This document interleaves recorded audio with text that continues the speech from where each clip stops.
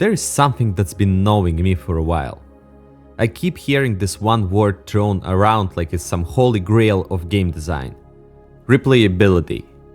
This word gets said so many times like it's the ultimate badge of honor for a video game. If a game is replayable, it's basically good by default. And if it's highly replayable, it's a masterpiece. That's the line, right? We gamers love praising it. We love romanticizing it. We talk about story generators like RimWorld or Dwarf Fortress, games where there is no two stories that are the same. Or action RPGs where you've got 10 different classes to mess around with, like the latest Path of Exile 2, each promising completely new flavor. Games with thousands of story choices, entire paths branching off because you've turned left instead of right, because you sided with this character instead of that one. It's seductive, it feels like freedom. And yeah, on paper it's an amazing value. You buy RimWorld for $30 and here you have it. Thousands of hours of content potentially. Entire colonies rising and falling on your screen. But here's the thing. Even after you've sunk dozens of hours into that colony, even after you've watched your pawns live, suffer, build and die, it still doesn't feel like you've really finished the game. Because you still didn't trigger and see that rare event, or never tried to start it all with just one person coming on a new planet in bare trousers. And now there's this lingering sense like the story you've played wasn't quite good enough, like it was just one version, a lesser one perhaps. And if you really want to understand the game, you have to start over, try again, pick different options, take a different road. But this feeling for me, it doesn't seem motivating. It doesn't inspire me to dive back in with excitement. Most of the time it just leaves me with a quiet frustration. And if I learn that I missed this fateful turn in Dark Souls or didn't strike some random ways to progress the questline, it leaves me so disappointed that I might drop the playthrough altogether, knowing it will all lead to the most boring of endings. It's like the game held back something on purpose. Like it dangled the possibilities right in front of me, knowing full well I wouldn't catch them all. Not unless I sacrificed another 30, 40, 60 hours, or, well, ruined the playthrough for myself by following a guide to avoid. And that's the thing. Nowadays, with so many games releasing every year, it's not like we truly have time to replay the same game many times, unless you are absolutely and hopelessly in love with that. But let's be honest, that's kinda rare. Most games don't become that. They're here, they're amazing, and for sure they deserve your attention. But with so many releases, there are so many games that do deserve attention. So when the game tells me I've only scratched the surface, that I've only seen one angle, one perspective, one possible run, and that to really get most of it I'll need to come back again and again with different builds, different dialogues, different morality, it doesn't really feel intriguing. I feel kind of tired from it, because the truth is I don't want to commit to 5 playthroughs. I don't want to have to restart and reroll just to unlock the real content. I want a game that gives me tools to explore, to experiment, and to go deep, preferably with one character that I can develop over the course of the whole game. And that's why, more and more, I find myself loving games that don't hinge everything on replayability. Games with classless systems, games with full respecs, and the ones where you can explore most of the story bits and most of the gameplay systems in one playthrough. Since probably that's all I have in me for this title. But here's the question that keeps bugging me. If it's a known fact that most players only finish a game once, if they finish it at all, if we know that people like to see as much as possible in a single playthrough, then why so many games still lock content behind the rigid class choices? Why do they hide entire storylines behind mutually exclusive paths? Behind flags you didn't know you missed? Why design a world that most players won't experience? Well, if you're like me and you've been wondering this as well, then today I want to dive into that question. I want to unpack what actually makes a game replayable, why developers chase that design philosophy, and how it affects the way we play, enjoy and remember the games we love. Because maybe it's time we stopped treating replayability as the default badge of quality and started asking whether it's always a good thing. Replayability means different things to different games. And while ultimately it also leads you to just, well, playing the game again, there are many ways how developers achieve that. And not all of them taste as good as they sound. The biggest and most obvious way is through branching story paths. Different dialogues, companions, entire plotlines locked behind a single choice. You kill the Duke instead of sparing him, boom, half the game shifts. Or at least it feels like it should shift. But a lot of times the changes are very surface level. One cutscene, a few new lines, and then you're back on the same rails with slightly different scenery. But that's not the only way how games limit us in one playthrough. There's build variety, different classes, perks, loadouts. And I mean, sure, fighting with a sniper rifle feels different than fighting with dual blades. But if the missions are the same and the story beats don't care who you are, it starts to feel like you're putting on a new costume to play the same script. Some games, as the ones I previously mentioned, go procedural. Random maps, shuffled events, chaos every time. And that also works sometimes. But it's a different kind of replayability. It's less about discovery and more about dice rolls. The game surprises you, but not through something you've done, but rather through random sequences of events. And of course, if we look at Japanese stuff, then there's also all this really artificial stuff, where you have to replay the game to see the true ending. Like the same Armored Core or Nier Automata that you need to replay like 3, 4, 5 times to get to the true ending. At that point it doesn't feel like the game is really rewarding you, it just tries that the game tries to artificially elongate your playtime. And I mean, it's not to say that it's all bad. All of this branching paths, secrets, hidden endings, it works in games that are, for example, very short. If something takes 4 or 5 hours to finish, like Myth for example, then sure, going back to see what you missed doesn't feel like a burden. You can revisit chapters, test a few decisions, satisfy your curiosity without committing your next week to it. But stretch that over a 100-hour RPG like Pathfinder and it becomes a different beast entirely. Suddenly choosing a different route doesn't mean a fun detour, it means restarting a marathon. And all of that just to see if playing a dragon is different than playing an angel. And same goes for something like Dark Souls 3.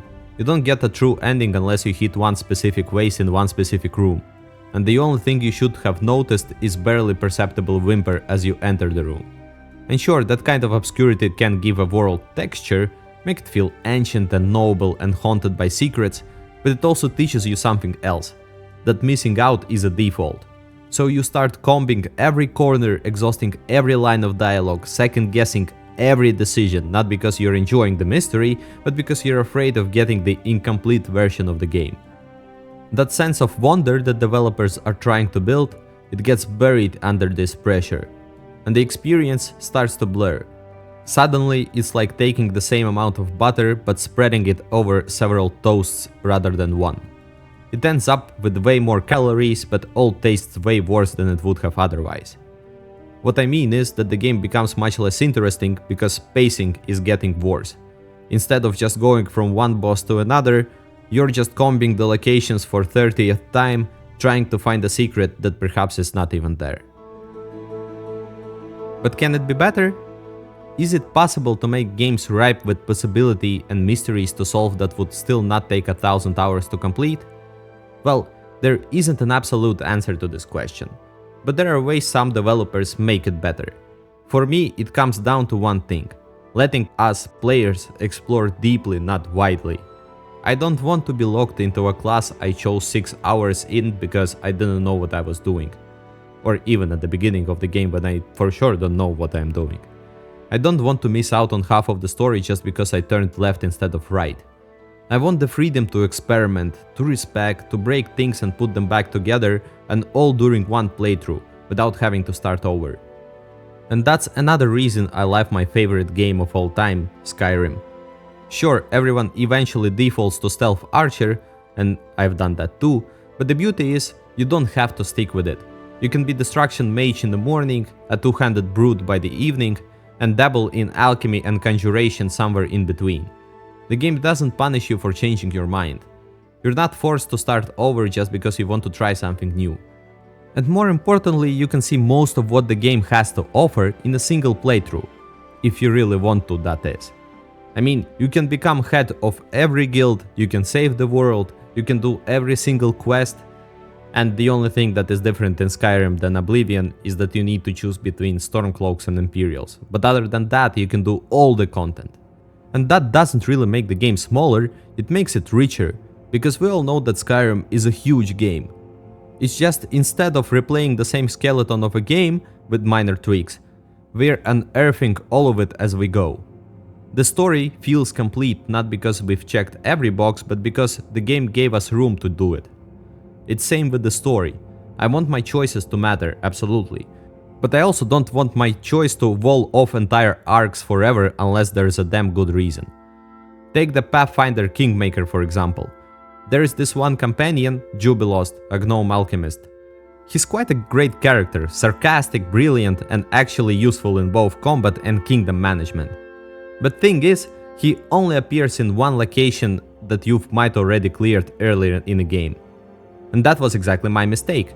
I explored it too soon, thought I was being thorough, never had the reason to go back, except that's where the Jubilost spawns later during a specific quest window. And if you're not there at the right time, he's gone, permanently. And when I realized I missed him, I abandoned the whole playthrough of the game. Not just because I liked the character, but because he was the only early option for the treasurer role in your kingdom. Missing him meant a lot of issues down the line. And all I did wrong was play the game too well too early. And after that the trust was broken. I couldn't enjoy the world the same way anymore. I stopped exploring naturally and started checking the guides, reading ahead, asking forums, is this the part where I'm supposed to wait? Am I supposed to go to this location at this time? And not because I wanted to game the system, but because I didn't want the game to play me. And that's the thing I value most in games. Freedom. The ability to go anywhere, do anything, and trust that the game will catch me. That it won't quietly close the door behind me because I turned left instead of right. It's the problem I've had with many immersive sim games as well. Those games heavily favor creative solutions, but then they can punish you for taking a shortcut with missing content.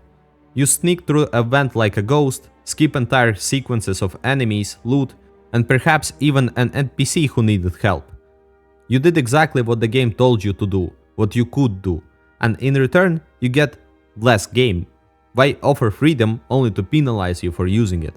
In my mind, a game should be an experience, something you can live through, remember and talk about without needing a guide open on a second screen the entire time. You shouldn't have to play like a vacuum cleaner, scraping against every corner just in case a companion, a quest, or an entire ending is hiding behind a loose brick.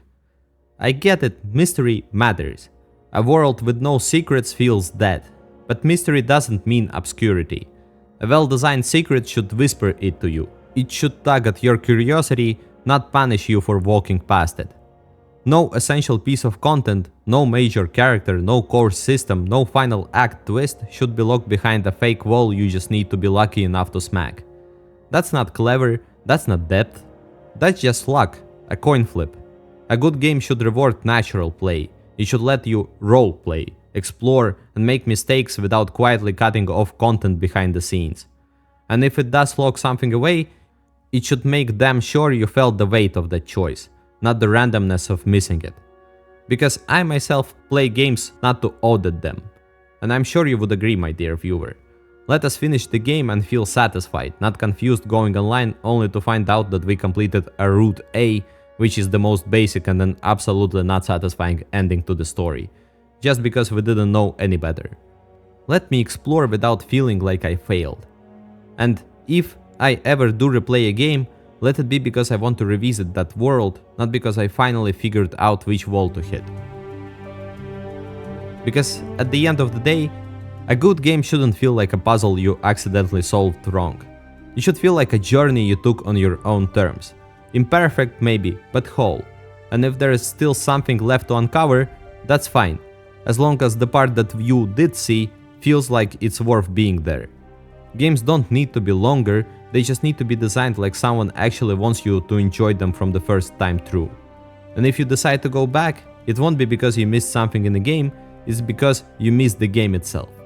Thank you a lot for listening until the end, and since you are here, let me know if you had the moment in the game that made you abandon it due to missing something out. Let's discuss it in the comments. Apart from that, thank you a lot, and see you next time.